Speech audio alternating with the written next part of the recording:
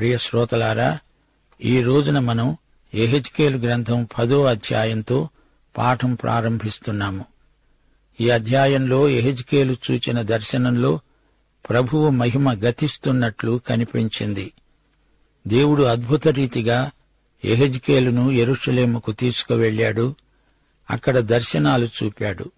ఆ తరువాత యెహెజ్కేలు తిరిగి బబులోనుకు వచ్చి తన దర్శనాల భావాన్ని వారికి వివరించాడు. అబద్ధ ప్రవక్తలు చెప్పిందాన్ని యెహెజ్కేలు ఖండించాడు.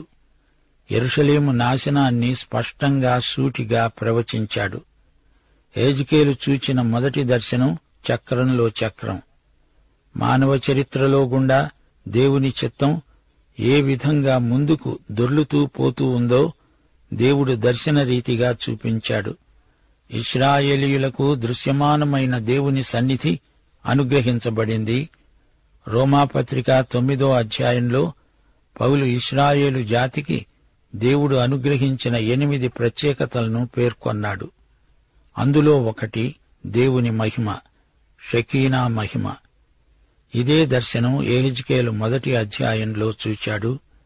9వ అధ్యాయంలో దేవుని మహిమ తొలగిపోవటం మొదలైంది.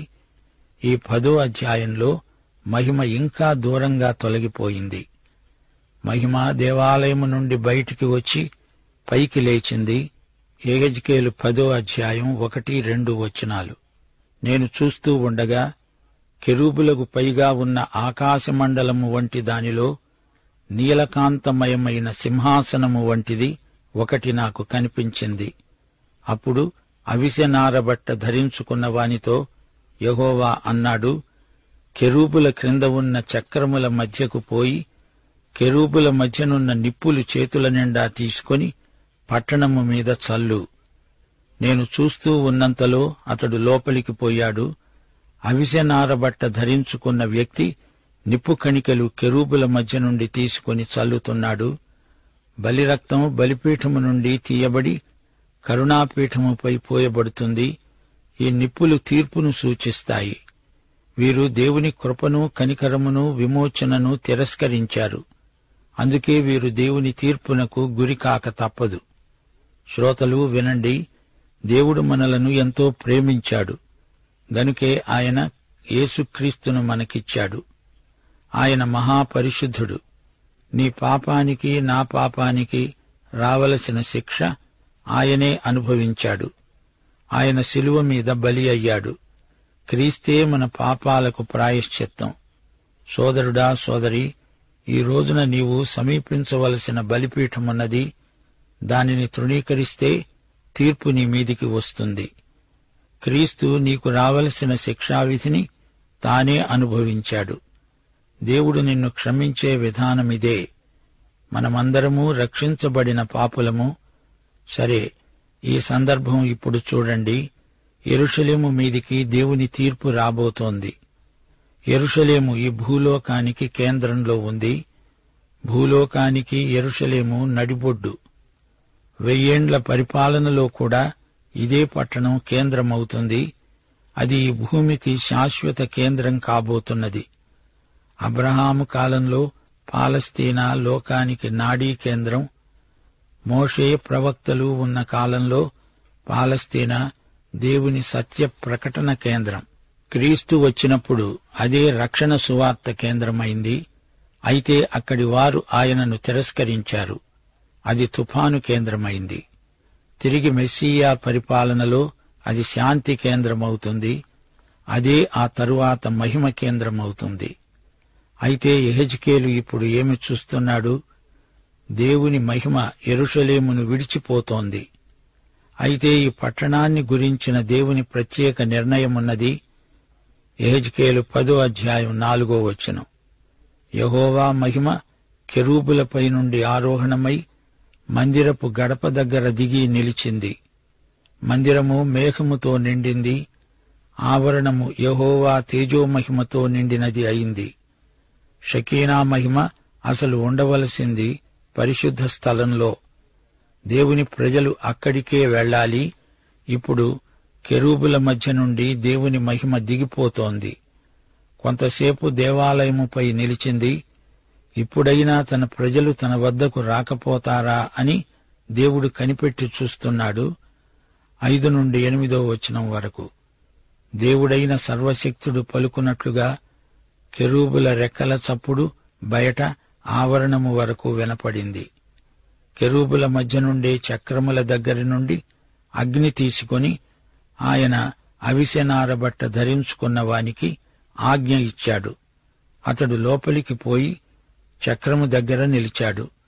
కెరూబులలో ఒకడు కెరూబుల మధ్యనున్న అగ్ని వైపు చెయ్యి చాపి నిప్పులు తీసి అవిసెనారబట్ట ధరించుకున్న వాని చేతిలో ఉంచగా అతడు వాటిని పట్టుకొని బయలుదేరాడు.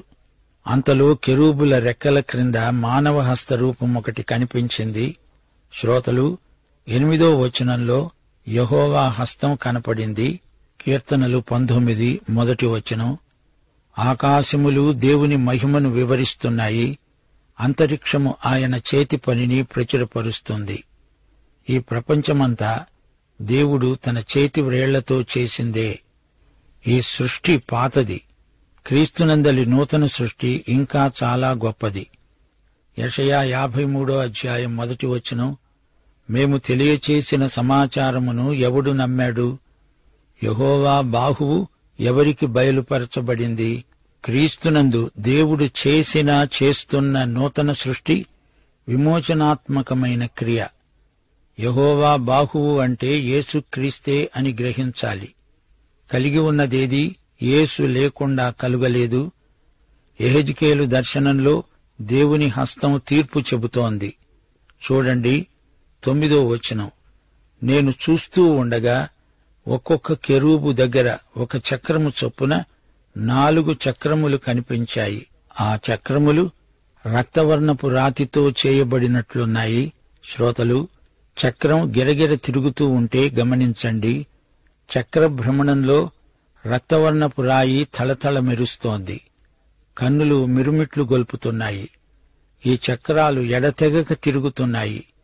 అంటే దేవుడు ఎడతెరిపి లేకుండా పనిచేస్తున్నాడని అర్థం. యోహాను సువార్త 5:17 ప్రభు అన్నాడు, నా తండ్రి ఇదివరకు పనిచేస్తున్నాడు, నేను చేస్తున్నాను. యేసు ప్రభువు పరలోకానికి ఆరోహణమైనప్పటి నుండి ఎడతెగకుండా మన కోసం విజ్ఞాపన చేస్తున్నాడు. ఇశ్రాయేలును కాపాడేవాడు కునుకడు, నిద్రపోడు. 10-11 ఆ 4 చక్రాలు ఏకరీతిగా నుండి ఒక్కొక్క చక్రమునకు లోగా మరొక చక్రమున్నట్లు కనపడింది. అవి జరుగుతూ ఉండగా 4 వైపులు జరుగుతున్నట్లే ఉంది. వెనక్కు తిరగక జరుగుతున్నాయి. తల ఏ తట్టు తిరుగుతుందో అవి ఆ తట్టే దాని వెంట తిరుగుతున్నాయి. శ్రోతలు, దేవునికి మతిమరుపు ఉండదు. ఆయనకు ఎల్లప్పుడూ అంతా జ్ఞాపకమే. ఆయన సూటిగా నడుస్తాడు, అటు ఇటు తొలగడు. ఆయన సంకల్ప సిద్ధికి ఏదీ ఆటంకం కాబోదు. 12-14 వరకు ఆ 4 కెరూబుల యొక్క శరీరములను, వీపులను, చేతులను, రెక్కలును ఆ చక్రముల చుట్టూ కన్నులతో నిండి ఉన్నది. 4 చక్రాలున్నాయి. నేను వింటూ ఉండగా తిరగండి అని చక్రాలకు ఆజ్ఞ ఇయ్యబడింది. కెరూబులలో ఒక్కొక్క దానికి 4 ముఖాలున్నాయి. మొదటిది కెరూబు ముఖం, రెండోది మానవ ముఖం, మూడోది సింహముఖం, 4వది పక్షిరాజు ముఖం. శ్రోతలు, ఇది అలంకార భాష. ఇక్కడ 4 సువార్తల సందేశం చూపబడింది. పక్షిరాజు అంటే అది యేసుక్రీస్తు యొక్క దేవత్వాన్ని చూపుతుంది. అది యోహాను సువార్త. సింహం మృగరాజు, అది మత్తయి సువార్తకు సంకేతం. యేసుక్రీస్తు యూదా గోత్రపు సింహం. యేసుక్రీస్తు ఒక ఆదర్శ మానవుడుగా లూకా సువార్తలో సాక్షాత్కరిస్తాడు. అలాగే మార్కు సువార్తలో ఎద్దు సేవకు సంకేతం. ఇక్కడ కెరూబు ముఖం అని చెప్పబడింది. ఆయన తన ప్రశస్త రక్తాన్ని మన కోసం కార్చాడు. ఈ రక్తం కరుణాపీఠం పైన ప్రోక్షించబడింది. దేవునికి స్తోత్రం. 15 ఈ కెరూబులు పైకి ఎక్కాయి. కెబారు నది దగ్గర నాకు కనబడిన జంతువు ఇదే. అనగా మొదటి అధ్యాయంలో తాను చూచిన దర్శనాన్ని ప్రవక్త ఇక్కడ జ్ఞాపకం చేసుకుంటున్నాడు. 18వ వచనంలో షకీనా మహిమ వెళ్లిపోతోంది. యెహోవా మహిమ మందిరపు గడప దగ్గర నుండి బయలుదేరి కెరూబులకు పైతట్టున నిలిచింది. 18వ వచనం, యెహోవా మహిమ మందిరపు గడప దగ్గర నుండి బయలుదేరి కెరూబులకు పైతట్టున నిలిచింది. దేవాలయము నుండి మహిమ పైకి లేచి నిలిచింది. కెరూబులు రెక్కలు చాచి నేను చూస్తూ ఉండగా నేల నుండి పైకి లేచాయి. అవి లేవగా చక్రములు వాటితో కూడా లేచాయి. అవి యెహోవా మందిరపు తూర్పు ద్వారానికి వచ్చి దిగి అక్కడ నిలువగా ఇశ్రాయేలీయుల దేవుని మహిమ వాటికి పైగా నిలిచింది. కెరూబులు పైకి లేవటంతో షకీనా మహిమ తూర్పు ద్వారం వద్ద నిలిచింది. 20 నుండి 22 వచనం వరకు, కెబారు నది దగ్గర ఇశ్రాయేలు దేవుని క్రింద నాకు కనపడిన జీవి ఇదే. అవి కెరూబులని నేను గుర్తుపట్టాను. ఒక్కొక్క దానికి 4 ముఖములు, 4 రెక్కలు ఉన్నాయి. ఒక్కొక్క దానికి రెక్క క్రింద మానవ హస్తము వంటిది కనపడింది. వాటి ముఖరూపములు కెబారు నది వద్ద నాకు కనబడిన ముఖరూపముల వలె ఉన్నాయి. అవి వాటి రూపములు అదే విధంగా ఉన్నాయి. అవన్నీ ఆయా ముఖముల వైపుగా జరుగుతున్నాయి. ఈ వచనాలలో దేవుని అవతారం సూచించబడింది. యోహాను సువార్త 1వ అధ్యాయం 14వ వచనం, వాక్యము శరీరధారి అయి మన మధ్య నివసించింది. శ్రోతలు, ఇప్పుడు మనం యెహెజ్కేలు గ్రంథం 11వ అధ్యాయంలోకి వచ్చాము. ఈ అధ్యాయంలో యెరూషలేములోని అధిపతులను గురించిన ప్రవచనాలున్నాయి. యెరూషలేము ఎలా పతనం కాబోతున్నదో చెప్పబడింది. యెహెజ్కేలు అభినయపూర్వకంగా ప్రవచిస్తున్నాడు. దొంగ ప్రవక్తలను గట్టిగా మందలిస్తున్నాడు. అధిపతులు ఇంకా యెరూషలేములోనే ఉన్నారు. ఇప్పటికీ ఇంకా సిద్కియా సింహాసనం మీద కూర్చొని ఉన్నాడు. అధిపతులు దేవునికి తిరుగుబాటు చేస్తున్నారు. బబులోను రాజుకు కూడా వీరు ఎదురు తిరుగుతున్నారు. యెహెజ్కేలు గ్రంథం 11వ అధ్యాయం 1వ వచనం, పిమ్మట ఆత్మ నన్ను ఎత్తి యెహోవా మందిరపు తూర్పు గుమ్మము నొద్దకు చేర్చి నన్ను దింపగా గుమ్మపు వాకిట నాకు 25 మనుష్యులు కనిపించారు. వారిలో జనులకు ప్రధానులైన అజ్జూరు కుమారుడైన యజన్యా, బెనాయా కుమారుడైన పెలట్యా కనిపించారు. యజన్యా, పెలట్యా అనేవారు అధిపతులు.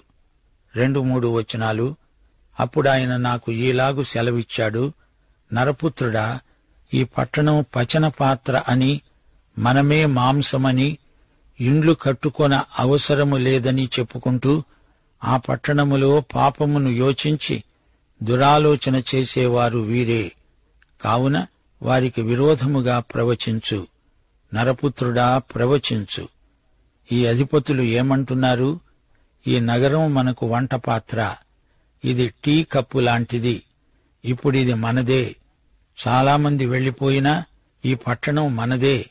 మనం ఇక్కడే ఉండిపోతాము. మనకు శాంతి, సమృద్ధి, అభివృద్ధి. ఈ ప్రవచనాలన్నీ అబద్ధాలు. వీరు లౌకికవాదులు. 4-5 వచనాలు, అంతటా యెహోవా ఆత్మ నా మీదికి వచ్చి ఆజ్ఞ ఇచ్చినదేమనగా, నీవు ఈ మాట వారికి తెలియచెయ్యి. యెహోవా సెలవిచ్చిన మాట ఇదే, ఇశ్రాయేలీయులారా, మీరీలాగున పలుకుతున్నారే, మీ మనసున పుట్టిన అభిప్రాయాలు నాకు తెలిసే ఉన్నవి. అవును, మన తలంపులను కూడా ఆయన ఎరుగును. ఆయన దూరము నుంచే మన ఆంతర్యము నెరిగినవాడు. ఈ పట్టణములో మీరు బహుగా హత్య జరిగించారు. మీ చేత హతులైన వారితో వీధులు నిండి ఉన్నాయి. కాబట్టి ప్రభువైన యెహోవా సెలవిచ్చున్నదేమనగా, మీరు హతము చేసి పట్టణములో పడవేసిన శవాలే మాంసం. ఈ పట్టణమే పచన పాత్ర. ఈ పట్టణములో నుండి మిమ్మల్ని వెళ్లగొడతాను. ఈ అధిపతులు ఏమి చేశారు? దేవుని పక్షాన నిలబడిన వారిని చంపారు, హత్య చేశారు. 10-11 వచనాలు, ఇశ్రాయేలు సరిహద్దులలోగానే మీరు ఖడ్గము చేత కూలునట్లు నేను మీకు శిక్ష విధింపగా, నేనే యెహోవానని మీరు తెలుసుకుంటారు. మీరు దాని మధ్య మాంసముగా ఉండునట్లు ఈ పట్టణము మీకు పచన పాత్రగా ఉంటుంది. నేను ఇశ్రాయేలు సరిహద్దుల వద్దనే మీకు శిక్ష విధిస్తాను. దేవుడు శిక్షిస్తాడంటే ఇందుకే. అందరికీ దేవుడెవరో తెలిసిపోతుంది. దేవుని తీర్పును ఎవరూ తప్పించుకోలేరు. 14-16 వచనం వరకు. అప్పుడు యెహోవా వాక్కు నాకు ప్రత్యక్షమై ఈలాగు సెలవిచ్చింది.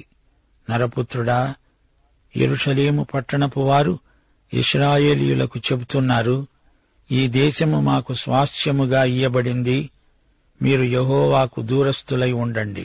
వారంతా నీకు సాక్షాత్ బంధువులు గదా, వారు నీచేత బంధుత్వ ధర్మము నొందవలసిన వారే. కాబట్టి వారికి ఈ మాట ప్రకటించు, ప్రభువైన యెహోవా సెలవిచ్చున్నదేమనగా, దూరమున ఉన్న అన్యజనులలోకి నేను వారిని తోలివేసినా, ఆయా దేశాలలో వారిని చెదరగొట్టినా, వారు వెళ్లిన ఆయా దేశాలలో కొంతకాలము నేను వారికి పరిశుద్ధాలయమై ఉంటాను. దేవుడంటున్నాడు, శేషిత ప్రజలే నన్ను చూస్తారు. నేనే వారికి పరిశుద్ధాలయాన్ని. వారు నన్ను సమీపిస్తారు. భౌతికమైన ఆలయం నాశనమైతేనే దేవుడే వారికి పరిశుద్ధాలయమై ఉంటాడు. ఆ సమయంలో దానియేలు మొదలైన భక్తులు ప్రభువుకు ప్రార్థన చేసిన దీక్షాపరులు. 17-20 వచనం వరకు. నీవు ఈ మాట ప్రకటించు, ప్రభువైన యెహోవా సెలవిచ్చున్నదేమనగా, ఆయా జనముల మధ్య నుండి నేను మిమ్ములను సమకూర్చి, మీరు చెదరగొట్టబడిన దేశములలో నుండి మిమ్ములను రప్పించి ఇశ్రాయేలు దేశాన్ని మీ వశం చేస్తాను. వారు అక్కడికి వచ్చి అక్కడ తాము ఉంచిన విగ్రహాలను తీసివేసి తాము చేస్తున్న హేయక్రియలను చేయటం మానేస్తారు. వారు నా కట్టడలను నా విధులను అనుసరించి గైకొనున్నట్లు నేను వారి శరీరములో నుండి రాతి గుండెను తీసివేసి వారికి మాంసపు గుండెనిచ్చి వారికి ఏక మనస్సు కలుగజేసి వారి యందు నూతన ఆత్మను పుట్టిస్తాను. అప్పుడు వారు నాకు జనులై ఉంటారు, నేను వారికి దేవుడనై ఉంటాను. చిట్టచివరికి దేవుడు వారిని స్వస్థానమునకు రప్పిస్తాడు. తమ స్వంత ప్రదేశానికి తిరిగి రావడానికి మిగిలి ఉన్న వారెవరు? దేవుణ్ణి అన్వేషించిన వారు. వీరే శేషిత ప్రజ. 70 సంవత్సరాల చెర తరువాత తిరిగి వచ్చిన వారు ఇంచుమించు 60,000 మంది ఉంటారు. 21 వచనం. అయితే తమ విగ్రహాలను అనుసరిస్తూ తాము చేస్తూ వచ్చిన హేయక్రియలను జరిగించబూనే వారి మీదికి తమ ప్రవర్తన ఫలాన్ని రప్పిస్తాను.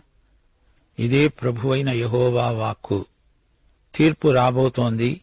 దైవ సేవకులారా, దేవుని తీర్పు వస్తోంది. ప్రకటించండి. దేవుడు ఉన్నాడు అనటానికి ప్రబలమైన రుజువు తీర్పే. దేవుడు రప్పించబోయే తీర్పిది. 22-23 వచనాలు. కెరూబులు తమ రెక్కలు చాచాయి, చక్రాలు వాటి ప్రక్కనే ఉన్నాయి. అంతలో ఇశ్రాయేలీయుల దేవుని మహిమ వాటికి పైగా ఉంది. యెహోవా మహిమ పట్టణములో నుండి పైకి ఎక్కి పట్టణపు తూర్పు దిశన ఉన్న కొండకు పైగా నిలిచింది.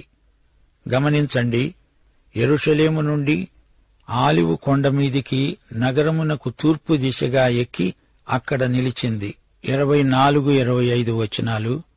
తరువాత ఆత్మ నన్ను ఎత్తి, నేను దైవాత్మ వశుడను కాగా దర్శనములోనైనట్లు కల్దీయుల దేశమందు చెరలో ఉన్న వారి వద్ద నన్ను దింపాడు. అంతలో నాకు కనిపించే దర్శనం కనపడకుండా పైకి ఎక్కింది.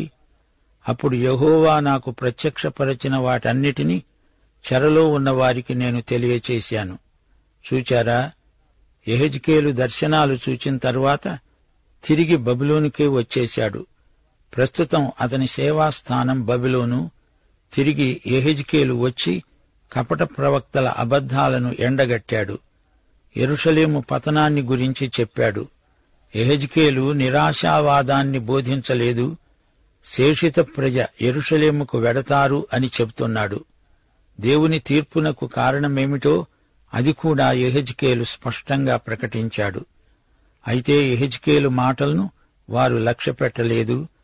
యెహెజ్కేలు మాత్రం ఈ వివాదానికి గుర్తుగా దేవుని పక్షాన ధైర్యంగా నిలిచి కఠినంగానే మాట్లాడాడు. సోదరీ సోదరులారా, వింటున్నారా? ఈ 11వ అధ్యాయంలో యెహెజ్కేలు యొక్క దార్శనిక ప్రవచనాలు అధిపతులకు రాబోయే తీర్పును ప్రకటించాయి. 25 అధిపతులు కనిపించారు. వీరు కపటంతో నిండిపోయినవారు. వీరి ఆలోచనలను యెహెజ్కేలు ఖండించాడు. వీరు ప్రజలకు కృత్రిమమైన సమాధానాన్ని ప్రకటిస్తున్నారు. ప్రియ శ్రోతలు, గుర్తుపెట్టుకోండి, యెహెజ్కేలు గ్రంథంలో ఇశ్రాయేలు దేశం అంటూ 15 సార్లు పేర్కొనబడింది. వారి భూమికి వారు వస్తారు. వారి రాతి గుండె పోయి మాంసపు గుండె వస్తుంది. బబులోను నుండి యూదాకు రాను పోను ప్రయాణాన్ని యెహెజ్కేలు కోసం ఎవరు ఏర్పాటు చేశారనుకుంటున్నారు? యెహోవా ఆత్మే. యెహెజ్కేలు గ్రంథం 11వ అధ్యాయం 1 నుండి 12వ వచనం వరకు పచన పాత్ర ఉంది. అధిపతులు గర్వంతో రెచ్చిపోతున్నారు.